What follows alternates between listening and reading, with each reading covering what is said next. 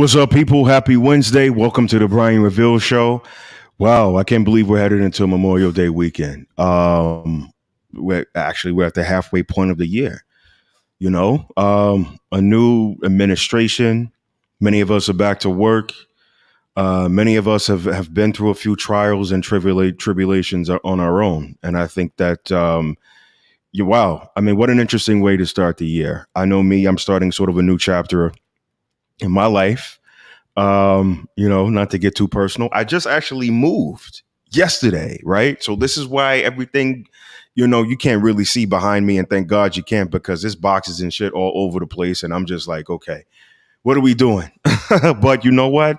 Regardless of how much uncertainty and how much dysfunction and disorganization that's in my life right now, I got to come to you every Wednesday night at 9 o'clock. The Brian Reveal Show, where we bring to you an interesting topic, right? We got trending topics that we do, but we got a feature topic of the night. I'm so excited to talk about this one. This is about reparations in the case for it. And I can't think of anyone better to bring on tonight than our special guest, Patrice Marshall McKenzie. Welcome to the party, Patrice. How are you? Good evening. How are you? I'm fantastic. You know what? When I think about, this topic and some of the political background and expertise that you bring to the table, I know that what we want to do is, for everyone, this is not about coming and spinning a lot of facts at you and all of this stuff in education. This is a casual conversation, and we want you to be a part of it as well. If you see that link that's at the bottom of your screen, if you want to be a part of the conversation, come up, tell us your thoughts, and contribute, and just be a part of any of the topics that we have tonight. Come up, let us know what you got going on. But before we get into any of that, Patrice, why don't you introduce yourself to the revealers and let everybody know a little bit about you, your background, and something about yourself. So good evening to the revealers. I like that. My name is Patrice Marshall McKenzie. I am from Pasadena, California, and I am an educator and community advocate. One of the things that I'm really passionate about is the coaching, preparing, training, and educating women, specifically Black women, on the importance of holding elected and appointed office. Everyone's not going to run for office, but there's an opportunity for us as women, and as Black women specifically, to be able to be in policy-making spaces so that our voices are heard, our interests are represented, and that our needs are at the table when decisions are being made. So there's an opportunity for all of us to be able to shape and make policy so that we're able to elevate quality of life for all that we touch. Because 9 times out of 10, when you have Black women that are making decisions, the policies that they're going to introduce, everybody's going to win. So I spend my free time making sure that people are active, involved, engaged in their communities, trying to figure out how they can do whatever their small part is into creating change for everybody that we can all live with. Absolutely. Well, tonight we have quite a few topics that are on the table. I think this one is maybe kind of starting a little bit of a slow burn, right? So as we sort of get into our trending topics for tonight, I want to let everybody know again, please, feel free to comment. I want everybody right now to stop what you're doing.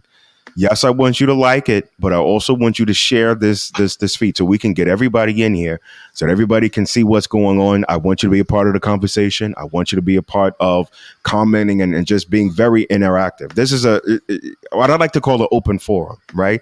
I want to bring people together. I want us to have a great time tonight. This is a nighttime talk show. I'm not sure if you are aware. It's happening at night. So that means get you a good, nice libration, and let's have some fun. All right. Let's jump into our first topic of the night. And this particular topic is, wow, I think it's starting to gain a little bit of traction online, right? Dwayne Wade. I think Dwayne Wade is a very, he's become very controversial outside of the court. I don't think he's controversial. I think that he has opinions, and that's reasonable for anybody to have. Absolutely. Yes, he has opinions. And you know what? I think it's reasonable, too. But I think that particularly with Black men, there's a lot of Black men who give this brother a lot of flack, particularly with how his parenting styles are with his kids, maybe how he shows up in the media for, showing certain things, certain images. But there's a lot of people who have a little bit of something to say, right? So he did an interview with extras. If you watch the show Extra, right, Chelsea Christ, right, she actually talked to him about how he does not take the lead role in his house, and he explained why. I'm just going to give you a couple of sort of paraphrasing what he said, but he said basically it's not a man's leads and follows. Or basically, the woman's follow. It's not. It's not that a man leads and a woman follows. It's not that we live in this house. I have a wife that works harder than I, and she had her own career and life before I came along. How can I be a part of the growth or her growth and evolution of who she is? Not to try to change or stunt her growth in the way that I see fit. And he goes on to say that he's in the house all. Well, I'm sorry. Gabrielle says she's in the house all the time, and it was good initially because it was like, oh my God, you're in the home. We're never in the house at the same place at the same time. And then it was like, oh, you said a joke and I heard it. So they got to be a little bit more candid in this interview based on how they see each other and how the dynamics of their household is. But it's basically like, I think a lot of people are not really concerned, but a lot of people have opinions because they come from an old school background, and it's like, yo, I cannot. I don't feel comfortable. A lot of men are saying they don't feel comfortable having their wife be the lead of a household. As a married woman, Patrice, give us your thoughts. What do you think about that? So, based on what you just shared, Mm-hmm. I'm not certain that Dwayne Wayne intimated that he is not the leader of his home. I think what he was talking about is that he and Gabrielle have established who and how and what works best for their relationship. I know that my husband and I have established in what areas is he strongest, what areas am I strongest, and depending on where we have strengths, that's the area where we take the lead. So it's not that one of us leads all the time, one of us follows. It's that wherever we have strengths, we definitely work to play to those strengths so that it benefits the both of us in terms of our family. Now, there are times when if we come to a point where we can't make a decision or something, or we disagree about how to move forward, depending on the subject area or the topic area, one of us is going to be empowered to be the tiebreaker. So there's not a quote leader in my family. Mm-hmm. I think that we have definitely developed a partnership that works for us. Certainly, there's great respect and admiration on both sides of our marriage. And we definitely work to make sure that we are uplifting each other and supporting each other. Okay. So, And what I think mhm. that I heard that Dwayne articulated a very similar sentiment. Yep, absolutely. I think that there's a lot of people who become uncomfortable with this new way of thinking because in fact that, I don't know. I just think it's probably just the conversation itself. There's a lot of people, there's a lot of guys in particular, because I think women feel more comfortable being in equal footing only because as a result of the narrative that's been out there, right? And truly, I think that when you really get behind closed doors, that's kind of what the breakdown is, right? It's like you do this, I do this, you kind of fit in where you fit in. But I think that publicly, outside of the household, the whole chest beating thing, I really do think that a lot of brothers want that perception of I'm the head, everything comes through me, I'm the final decision maker, whatever I say kind of goes. I think there's a little bit of a perspective there that is, I don't know. I think that it's the perception has to be there in a traditional format with a certain mindset of brothers.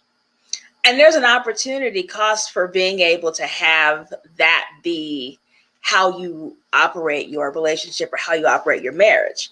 I think people tend to lean on, well, our parents or grandparents or great grandparents lived in marriages where the man was perceived to be the leader.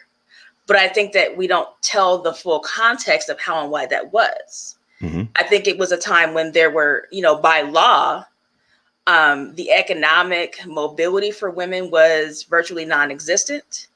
women could not get bank accounts in their own name until what, 1979? Right. So if you were married to a man who was controlling, abusive, was financially abusive, etc., or exercised with a new term I just learned, which is coercive control, which is not necessarily putting their hands on you, but being able to control your movements, your actions, and your dollars, you didn't have a lot of opportunities for recourse if you were stuck in a bad situation or in a bad marriage.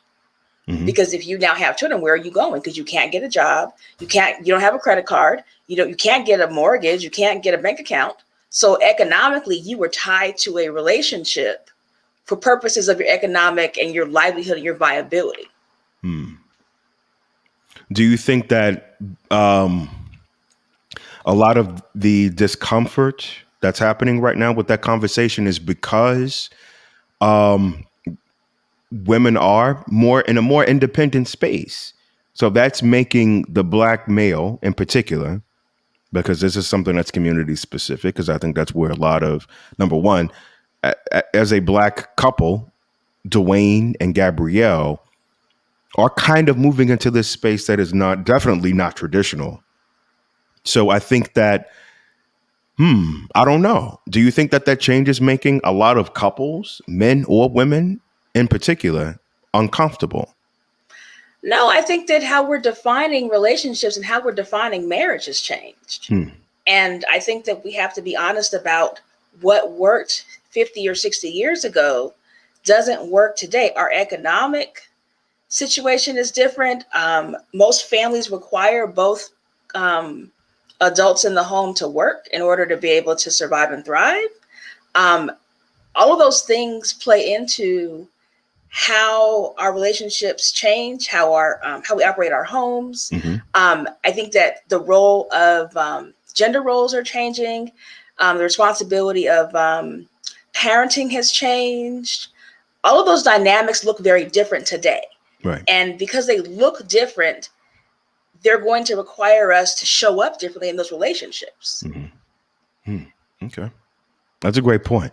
To refer to some of the comments, Robert says, it takes a strong man to deal with and appreciate a strong woman, not required to just follow the status quo. And I totally agree with that. Actually, that's by our Patton. I know who it is. So, scratch the first part. Christine says, I know he's cursing me out right now. Christine says, I agree with you, Patrice. The same with her marriage as well. And so Grace, I know Christine well. Christine has a wonderful husband. They have a really great marriage, and they certainly are someone that I look to as an example of a couple that has a fantastic relationship. So absolutely. Christine, if you want to come up, I'm actually going to stream this banner at the very bottom of the screen. I would love for you to come up, give us a little bit more insight in terms of how you navigate your marriage, especially in a climate and in an environment where things seem to be moving in a very progressive way. Give us some insight in how how things are done in your marriage. Not to give us your business, but just to give it like a light level, right? You know what we're doing here. Christine. Okay, so moving on to our next topic. This particular rapper, I don't know who he is. This is a young person's thing.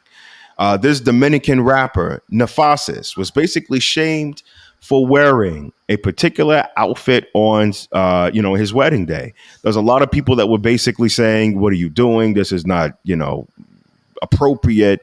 And just to kind of give you some little insight, this right here is exactly what the brother was wearing, right?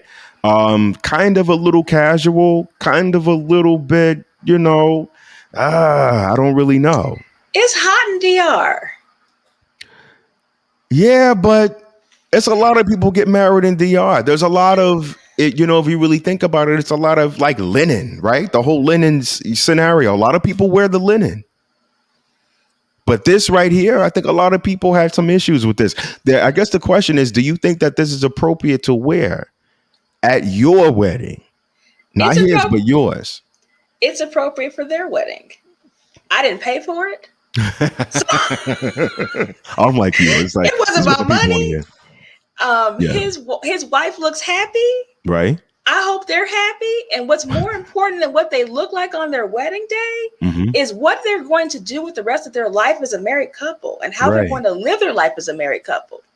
So if he's comfortable with what he's wearing, she's comfortable with what he's wearing, and they are building a life together that works for them, it's not my issue to argue about. Absolutely. Now, see, this is to me personally, I think this is the dream scenario because number one, I'm not a wedding kind of a dude. I want to just take, let me go to the courthouse on the paperwork and we can go to the Dominican Republic for 2 weeks. Let's take the money that we were about to spend to feed all these people that don't really like me, that's not going to give me a wedding gift. And if they do, they're trying to find the cheapest shit at Walmart they can find. Your friends like you better than that, Brian. No, they don't. No, they don't. Yeah, they do. They don't like me. They think they like me like that. I like you better than that. Well, the Patrice, when I get married, I'm registered at Neiman Marcus. How about that? I got you. Okay. I will take you up on that. But you know what? I think for the average person, I think that the weddings are more of, for some more than others. But I think that it's kind of like, kind of getting into, the comfort of some of these things. I really think that it's a big party. It's a great celebration.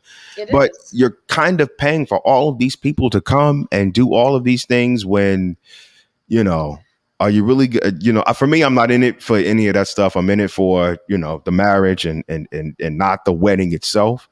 But it's like, I'm a courthouse dude. Let me take the money that I was going to spend on the wedding, put part of it in a retirement, put the other part into a big party for everybody. Now the reception thing I can get with, where everybody doesn't have to dress. That's where the real cost comes in.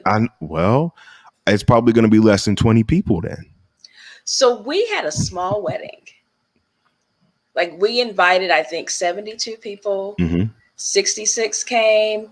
We know every single person that's pictured in our wedding photos.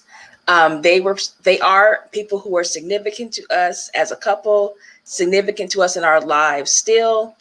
And we paid cash for everything. We decided, here's our budget. We have a finite amount of money. We're only going to spend this much money on the wedding. Once this money is gone, that's it. Right.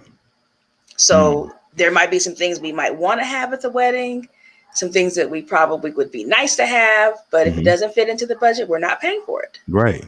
And we weren't going to go into debt for a party because literally it's a 6-hour party. Yeah. That's the thing. It's like, if you're going into a debt for a party, let it be something small.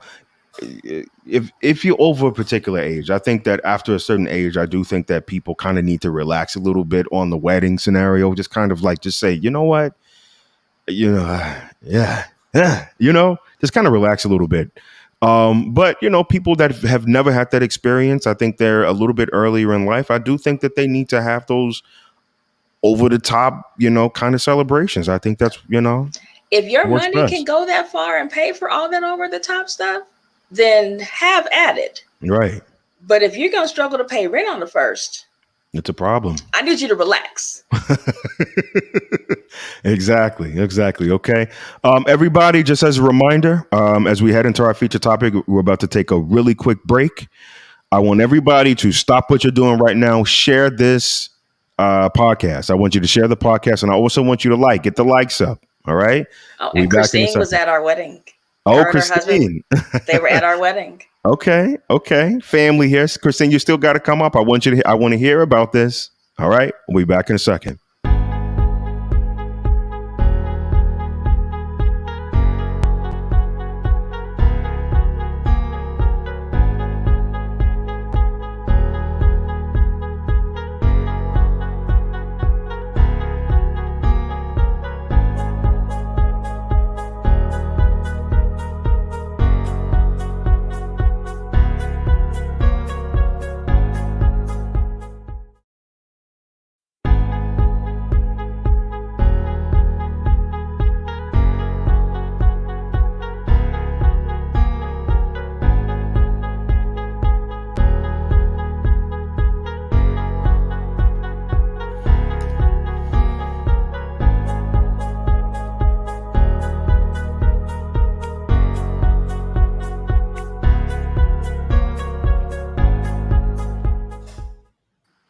Okay, everybody, welcome back.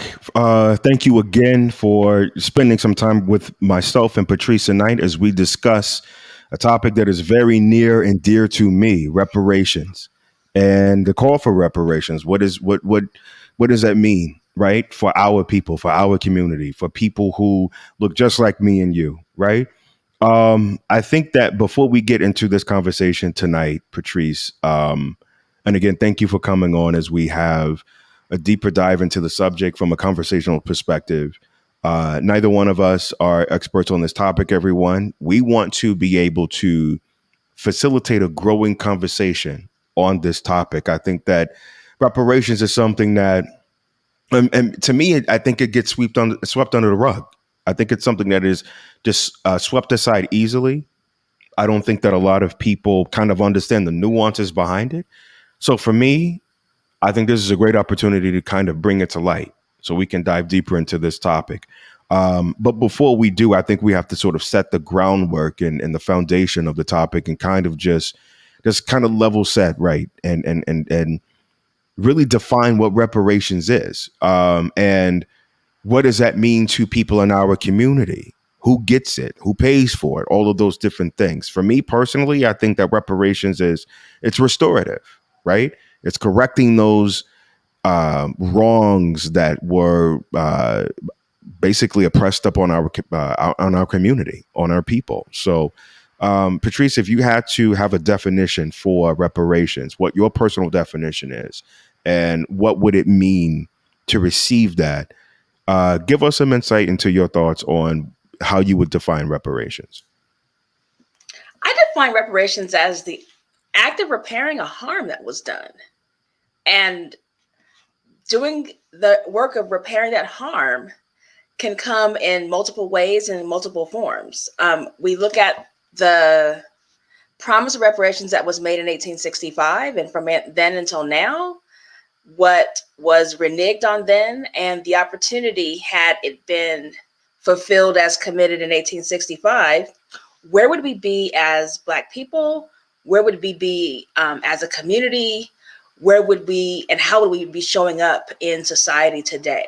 And I think that there is a quantifiable cost to where we are not and why we are not there. Absolutely. So I know there's a lot of questions around qualifications because some of us are, descendants of slaves. Some of us are not. A lot of people now there's a new conversation that's coming up saying that we didn't get off the boat. We were already here. Right. So how do you reconcile that, or who would be eligible? That would be my question, because the people that saying we were already here, I don't know. I have a different reaction to that. But see, here's the other thing is that I think that people who are descendants of people who were impacted by Jim Crow, I think that's also something that is deserving of any kind of a reparation payment, in addition to redlining.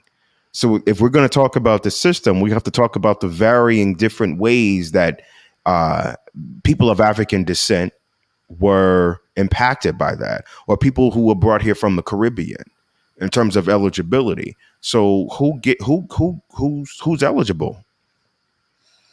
So I know that there are a number of schools of thoughts. If you are someone who reads and follows Dr. William Sandy Darity's work out of the University of North Carolina, he's got a lot of thoughts. He's out of Duke. I'm sorry. He's a lot of thoughts about sort of how do you quantify and how do you decide who is eligible for reparations based on how many years one has checked Black on the census, kind of quantifying and defining it as people who are descendants of American slavery, et cetera. So there are a number of ways, but I'm going to probably be a little bit more broader in my definition, simply because if you were enslaved here in the Americas, you were enslaved in South America, enslaved in the Caribbean, it still was very much chattel slavery, serving and working against your will, not being compensated for your labor, building infrastructure, wealth, and a life for other people to benefit from without you being included in that benefit. And I think that on some level there needs to be some compensation for that. And it is the government that was responsible for the enslavement. I think is responsible for making the payments and making people whole, whatever whole can be. Exactly, and I think that, but given the history that people of African descent have in relation to the government, I don't think the government should have a say so. I don't. Um, I don't. I think that they need to stay out of it. But we're going to get into that in just a second. I think that just to kind of go back on the historical element a little bit, Black people were paid reparations in this country. We know that, for those of you who are aware of this, and we're not going to. This is not about having a history lesson tonight. I just want to tie it all in. But General Sherman actually awarded slaves, post slaves, or Newly freed people. Newly freed people. Thank you so much. They were awarded that, but through organization, the KKK, the government actually organized to take that property and take that award from those newly freed slaves. It's that an issue. Land allegedly wasn't his to give, though. But they put him in charge of it. There's an argument to be made. I'm not saying that he is right or wrong because we weren't there. Mm-hmm. But I have seen some research that indicates that the land that was designated in that Georgia, South Carolina area was land that was owned by people who were formerly of the Confederate Army, and they came back for their land when they decided the Confederacy failed. Right. So he was promising people land that wasn't his to give. So that's a little bit of a nuance because they put him over those allotments. Did. And so to say that it wasn't his to give is the hypocrisy that I personally don't like about this motherfucker. You know what I'm saying? I don't like that. And so to put these people in charge of designation when they are thieves themselves, I don't know if I could trust that. So we got to have a whole different regime really come in and really, and I say that word lightly, we got to have a whole different committee that comes in and really just reconciles things from a moral perspective, because I don't see a lot of morality, Yeah. So who makes a decision then is the question. Well, so far with the Native, and this is I'm just being clear here. So far with the Native Americans, I'm not really seeing any pushback from the government. So whatever entities that were in place then, we need them to kind of circle back and come holler at us. Well, I think one could argue that the land that was given, if you could say that, and I'm using that very loosely, right, to Native Americans was not always land that was viable for kind of sustainability, being able to, grow food, have adequate water source, etc. We see the environmental issues that came up in a couple of years ago with the Keystone Pipeline and the fight for environmental justice then. Right. So even though they were given land, was it suitable land? Was it feasible land? Was it really livable land? So I don't want them to decide that, okay, we're going to give you some land. We're going to give you, a plot of land in Death Valley or a plot of land that, can't grow anything on, didn't have any water, etc. Yeah. I was in Colorado a few weeks ago, and I took one of those little tours that take you up into the mountains, Rocky Mountain National Park. It was great. And our tour guide, actually, she is in the process of getting her doctoral degree. And now it was some kind of long term. Don't ask me to repeat what she said, because it was something that was outside of my pay grade. Give me the family version or the quick version. So basically, she studied the environment and the history of the environment in that area. And she gave us so much knowledge, and she basically told us about an agenda that the United States government during the gold rush, that the United States government was responsible for making sure that they eradicated the Native Americans in the area. You know how they did it? They said the buffalo, because the buffalo, no, was it the, it was some, okay, buffalo, I forgot what it was, but it was some animal like a buffalo. I can't remember right now. But Bison, their basically, cousin. bison. It was a bison. You're right.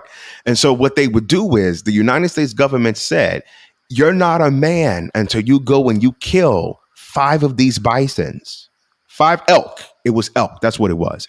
You go and you kill five of these elk, and if you're not, you know, you're not a man." And so the United States government was instrumental in making sure that they killed these settlers that were coming into their area.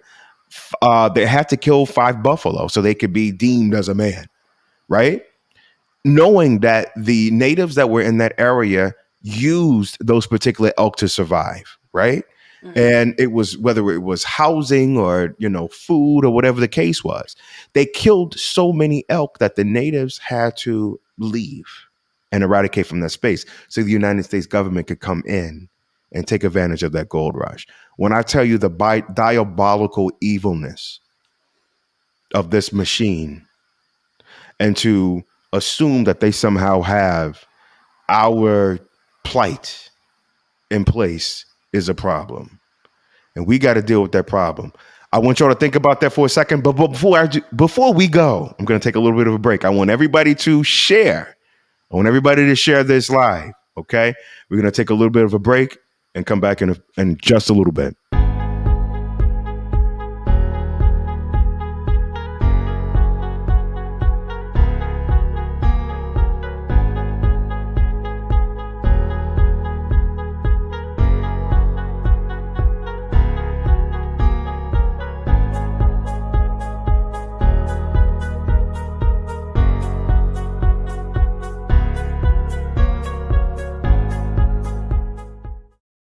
Okay, we're back. I do want to say something because I said a little something before I went to break. Um, I really do think that we have to do our due diligence, right? We have to vet our politicians. We have to vet the agendas that some of these politicians have. We do have politicians that are very sincere. We do have politicians that are very all about the people because that's how they are inspired to run. They're inspired to run based on some of the inequities, some of the efficiencies, and some of the issues that they see people like me, you, women, LGBT people, you know, black men who are disparaged by the system, you name it. And I think that in order for us to be able to get those solutions, we have to be a part of the problem. That is to run, that is to be vocal, that is to vote, that is to be an activist, that is to make your voice heard. I Show up for jury duty. show up for jury duty and some of the other systematic things that when we know that there are inequities, we got to find where those inequities are and be a part of it. If you don't feel comfortable running, maybe that's not your strong suit, but you have a voice. Support somebody who does. Right. Support someone who does, support someone who supports your interests. Because I got to tell you, there are people who think the exact opposite of you or us. They're And supporting are them. working double time to eliminate your interest or to mitigate your interest. Absolutely. Absolutely. So I wanted to make that disclaimer. I don't want to um, be on attack mode. I want to be on enlightenment mode. So please understand that this is not something that is a shot. No, this is all about bringing the issues to the table. So with that said, let's move into our next topic on reparations. We were given 40 acres and a mule way back in the day, right? We know that you can't go out and give all these plots of lands to 40 million people. There's not 40 million mules around. There's I don't know about y'all, but not. I haven't seen any. So, in terms of an equivalent and what that would be, in my mind, that's a Cadillac Escalade. That's a Gucci belt. That is free rent. Oh, I'm not your friend. That's about 4 or 5 stimulus checks. It's a whole lot, but seriously, wow, we're going to get into what I think for payment, but I do think that payment has to be something quite substantial. I think back in the day, 40 acres, even now, 40 acres, you could do quite a lot, but 40 acres, 150, however many years ago, it was like winning the lottery. Well, the population was much smaller back then too. Yes. So if you think about the ability to offer 40 acres to a much smaller population of people, that could have been a feasible thing to do back then. Feasible, and I think there has to be some sort of feasible equivalent. So, What's what feasible would that today? look like? Absolutely, of course. Anytime you So can I print, think it's a couple yeah, of things. What comes to mind for me is it's definitely property. And I don't know if it's at a minimum, you are awarded a market value piece of property in the city where you currently reside. hmm Um, I think it also looks like property that's in a trust so that it stays in your family. It's, maybe it's a business property of some sort, or, dollars to start a business, build a business, grow a business. It is education and offering dollars toward education. And you can use this education either for post-secondary training, college or university, higher education past your kind of post-undergraduate study, or some opportunity for skills development, growth enhancement. I don't want to put limits on sort of like what that study is, but it's something that gives people an opportunity to acquire knowledge, and it Ab- doesn't have a cost tied to it. absolutely, Because absolutely. I think, Mhm. and where I'm stuck with it being property is because for all of the years that Black families have had property stolen from them, taken from them, wrongfully, eminent domains, etc., for purposes of whatever the government decided to do for them. That loss of wealth that Black families have suffered from for not having that property is significant today. Because if you think about, you brought up redlining Mhm. earlier, and families who were able to, white families who bought, homes post World War II, that property has allowed them to propel their families forward generations from then until now in terms of the wealth building. You're looking at people who have had the opportunity to borrow against those homes and that property to send their kids to college, to send, now probably 2 or 3 generations to college if they wanted to be able to help their children start their lives in some way, maybe invest in a business, maybe, for a Steve Jobs who wants to start Apple, he could go to his dad and say, hey, dad, I need $30,000. Right.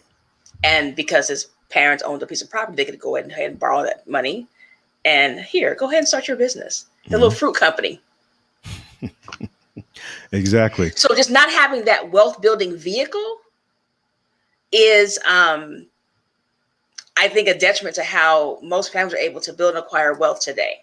hmm But for sure, I do think that being able to have those dollars available for, to acquire property in some way, either a primary or a secondary home, whatever your situation is, and also being able to provide some educational dollars is important. And I think that one of the reasons why student loan relief is such a hot button issue, because that the burden of that school debt is costing many people economic mobility, Absolutely. because it's costing you in terms of your debt to income ratio, which limits your ability to buy a home, buy a car. If you're a young family wanting to have kids, people are feeling as though they can't afford to pay their student loan bill and pay childcare, Mm. or they're making these kinds of choices because of the burden that they're carrying from student debt.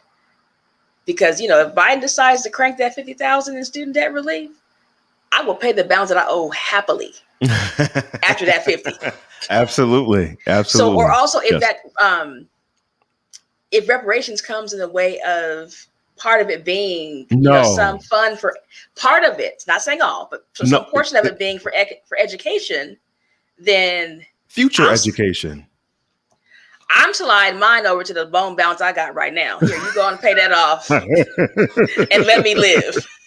I know, right? But you know what? I do think that because Black people were not allowed to read or write for damn near centuries. No, no, no, no, no, no. Look, wipe it clean. Wipe it clean. That needs to be a part of the package. That's a Agreed. stimulus package for the Black community. Wipe it clean.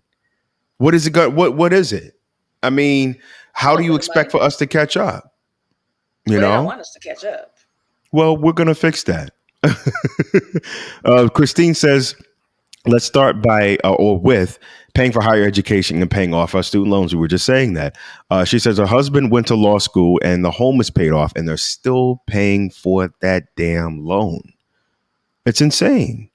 It's insane, you know? And at a very minimum, if the administration is not willing to do really, really aggressive, comprehensive student loan debt just outside of reparations, I'm saying if they're not going to tackle student debt as a policy issue, Mm-hmm. then at an absolute minimum, I think that they need to be looking at forgiving a blanket amount of money, be it $20,000, $30,000 minimum, plus being able to freeze and forgive people's interest Mm-hmm. and the penalty. Right. Because people are making payments in earnest and in good faith, but it's the interest on it that's keeping from seeing their balance go down. Mm. And that's Yeah. demoralizing. I think that that's a form of slavery as well, is debt slavery. That's absolutely demoralizing. Yeah, absolutely. Okay. So if they're not willing to freeze that interest and get rid of that money, Yeah, people might issue. pay if they can see their balance go down. Yeah, absolutely. So in terms of, moving on with our next topic, the HR 40 bill, for those of you who are not hip on this particular facet of reparations and how we are slowly and incrementally moving to any kind of decision or insight or any kind of a possibility of getting some form of reparations, there's a bill right now. You can go look it up. It's called the HR 40 bill. What that bill involves is essentially a study, right? Study of reparations, what that looks like, how it's should be delivered, who's involved. There's a committee right now that is actually deciding all of these different things, right? And it's actually, quote unquote, moved on to the next stage. And what that stage is, we don't really know. But it's still in Yeah. committee because it hasn't come to a floor vote yet. Right. It's definitely still in committee, but it hasn't been held in committee such that it can't move. Yep, absolutely. So what do you think about this bill, and do you think that this is any hope at all, Patrice? I am hopeful. I'm hopeful. I have a mentor who said, the last time, Black folks got mad and protested, we got the right to vote. This time we got mad, we might get reparations. We'll see. So I think we need to stay in the streets. I think we need to stay active, stay vocal, stay vigilant. And I think that people need to speak out and say that this is important. And it's as simple as, making a call to your member of Congress, send an email, send a tweet. Yeah. Because they are reading those tweets, they're reading those emails. Absolutely. Yep. And encouraging your friends to do the same. Yep. And part of that is I want everybody who's watching this right now, I want you to share this live. Go to congress.gov. Mm-hmm. Go to congress.gov. Type in HR 40. But before you go to congress.gov, I want everybody to share this because this is a part of it as well. And I want you to share this and put hashtag reparations now. Do it right now. I want you to share this and do hashtag reparations now. In the same way that y'all share the Shade Room. Yes. The Shade Room post. Right. Share this too. Share this too. But share this before you share the Shade Room. Christine says they've been making payments for over 20 years. I do think that reparations would, in my mind, I do think that it would really be beneficial to our community. There's already a huge wealth gap right now that we're seeing that I really do think that this would mitigate some of that opportunity for us to be on an equal footing, because that's what it's about. We don't want to supersede anyone like people that we don't want to mention. We'll just say they're non-black, but we want to be able to have an equal footing. That's what it's really all about. The next thing is, okay, so we have a new administration. We have a black woman as a vice president. She's in the executive office, not the legislative office. Right. She's in the executive office. How much influence of an advancement do you think that this current administration has as it relates to black people receiving reparations during their term? I mean, I think that the executive branch always has some measure of influence on the policymaking that comes out of Congress. But just to sort of remind folks, the president is the exec and the vice president, that's the executive branch where they make, they're the oversight. The judicial branch, interprets the laws, and Congress actually makes the laws. So for there to be reparations that are issued to Black people, Congress has to act on a bill that would direct the government to be able to do so. So I think the pressure goes onto Congress to have that as one of their policy priorities that is elevated to an urgent status. In the same way that there's an urgency that's talked about around the George Floyd Justice and Police Act. Mm-hmm. That's a policy priority. Right. There's an urgency around the American Jobs Act. There's an urgency around the Infrastructure Act in terms of wanting to rebuild our infrastructure, roads, bridges, highways, broadband, those kinds of things.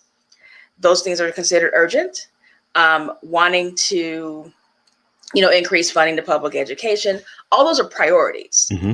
Reparations can and should be a priority, just like any of those other issues. So if we as people are not telling our elected leaders that reparations is a priority and that we want them to act on it because we've elected them to serve us, right, and to lead for us and speak for us, then shame on us for not making them remember that it's a priority. Absolutely. Okay, so Kimberlin Carter is probably the dopest sister that if you're not following her, get your whole life and follow her, because I certainly get my life by following her. Well, Kimberlin, if you have a comment that you'd like to contribute to the conversation, please feel free to come up, join us. I can say that.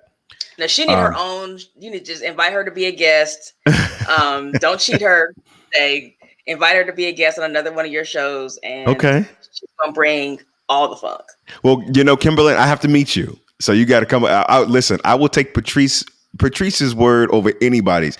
If Patrice told me to go walk on hot coals, I do it in 2.3 seconds. I'll do it. I'll be running across those coals like crazy. But listen, Kimberlin, if you want to be a part of the conversation and talk about reparations and what we've kind of discussed so far, there's your link at the bottom of the screen, that little HTTPS StreamYard. Type it in and come be a part of the conversation. I'd love to hear your thoughts and love to hear, what you have to say on the topic. For me, I think that first of all, I think that Biden owes us. I think he does, because of all of the stuff that he's done in the past. I do. I think that Biden owes us. And I would love to see him have some sort of reconciliation with this community, because according to him, he would not have been in that seat. We ain't black if we didn't vote for him. Show us how. Let me not say that.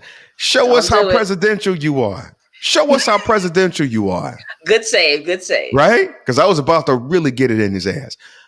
Show us how presidential you are, brother. And let's do it. I want you to use your influence. I want you to use your, your bipartisan thing that you see that you got going on. Show us that. All right. We're going to take a little bit of a break, and we'll be back in just a few seconds.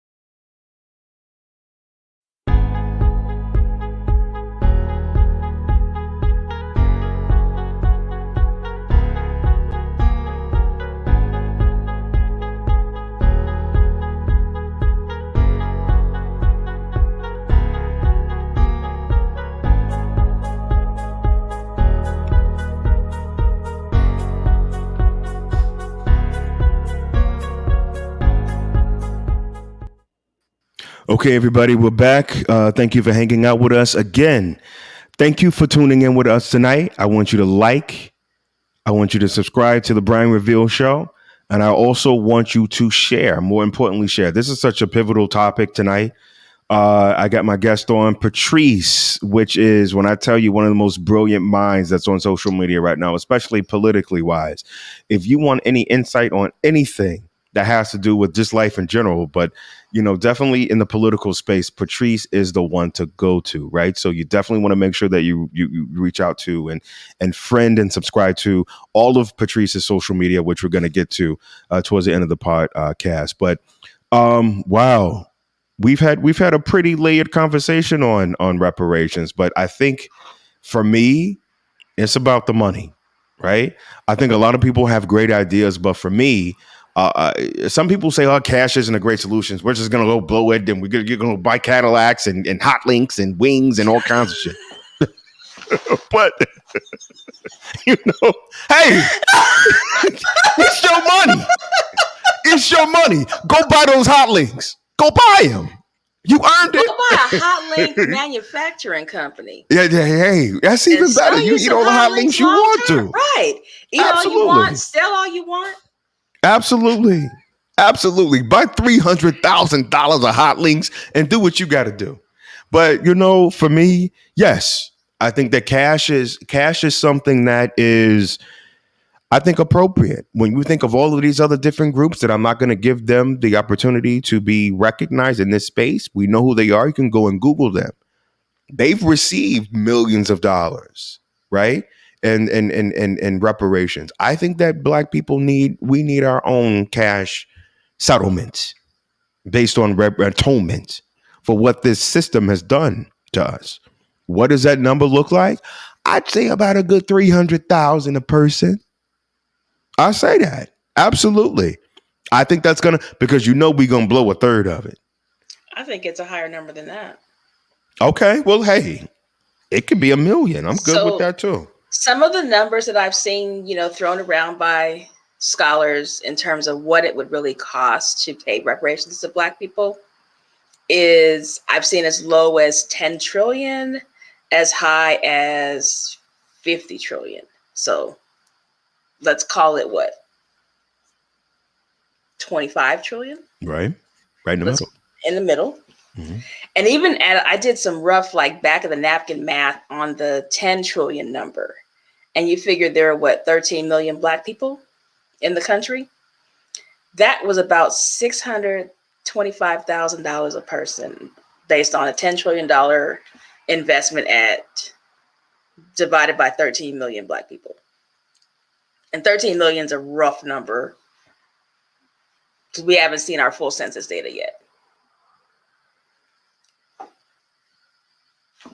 I can't hear you. You're on mute, Brian. My bad. I think 400,000 is good. I said 625,000. Oh, you did? Okay, yes. That's even better. That's even better. And if it goes to the 25 trillion or 30 trillion, it's going to be higher than that.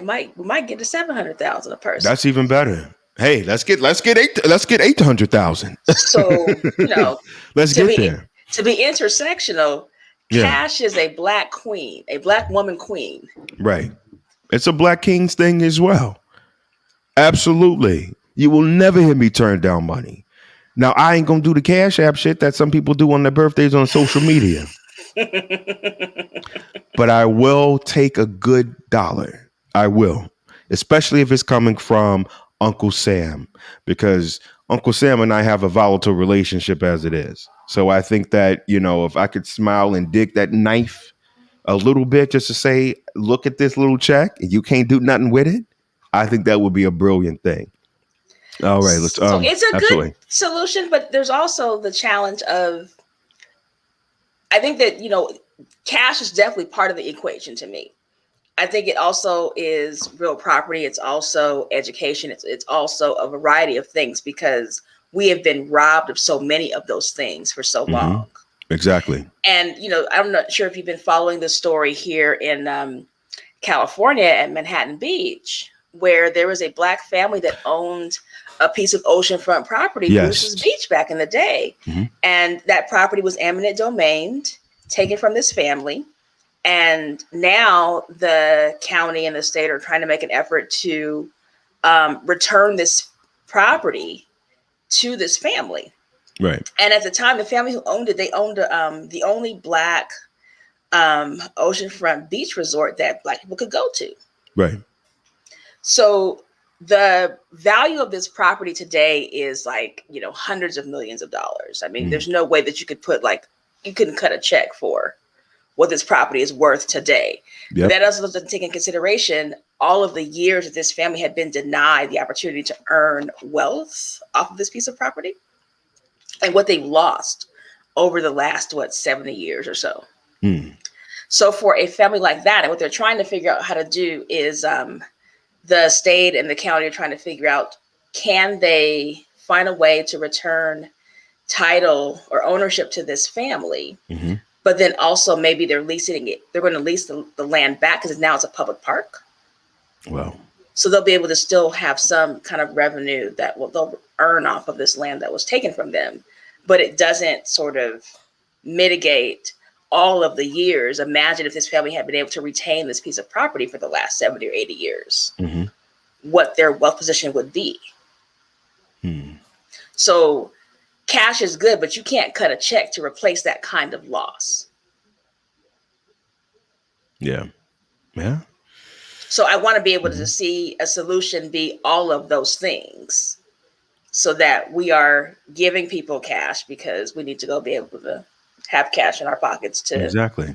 spend and use and save and invest and do whatever it is we choose to do with said cash. It has to be some gift of real property. It has to be some gift of kind of educational dollars to be used at one's will, be it to pay for existing student debt, pay for future education, pay for skills acquisition, et cetera, whatever that is that someone chooses to do. But I think it's a combination of those things that needs to be a part of a package for reparations. Yep. Like you can't hand me $5,000 and think that you've done something. No, that's insulting. $5,000. You can't hand me $50,000 and think you've done something. You can't even hand me $100,000. No, that's an insult. I mean, people are making $100,000. I don't think that what they give us should be the equivalent of what a top earner salary should be. You know what I'm saying? I think it should be something that is well into, like you said, the 700,000 or 800,000. I think that would be great. Because think about it. If we had the opportunity to have our 40 acres, if our families had that 40 acres and a mule back in 1865, we might make Jeff Bezos look like he's poor. Exactly. You don't know what the potential could have been. Exactly. And how do you put a price tag on that untold opportunity for wealth generation? That untold opportunity for potential to be able to grow and live and thrive and build a life for your family. Right. Yep. Okay. So before we close out tonight, everyone, there's a pretty interesting topic that I would like to sort of close out because I think that a lot of us have this narrative because we know that there are other communities and other groups that have received reparations, but there seems to be an everybody but us sort of comparison because we know there's other groups again that have received them. Why do you think that these other groups received payment, but we haven't? And when we did, we did kind of lightly touch and cover why, it was taken away from us. But why do you think that that's the case? Well, can you elaborate or let's go a little deeper into why everyone has received it but us?